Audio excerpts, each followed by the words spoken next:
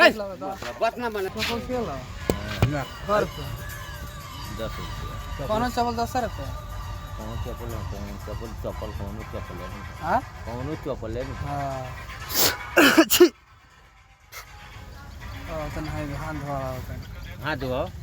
तन धोवा दो लावा तन मार दो तन पोछ लावा तन पोछ दे तन फोटो लागल बा हाथ में छिड़कला ने फोटो हमें धोवा हो जाके तन पोछ लावा तो पोछ दे पोछ दो मैंने हां दा पोछ दे दा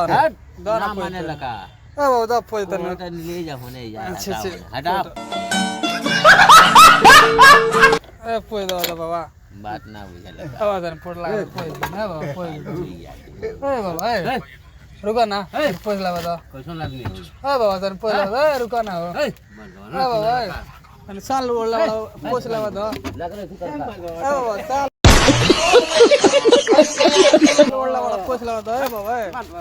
बाबा रुको ना पोछ लावा तो बस ना माने लगा ए बाबा तन पोछ लावा तो ए बाबा आओ ना ए बाबा ए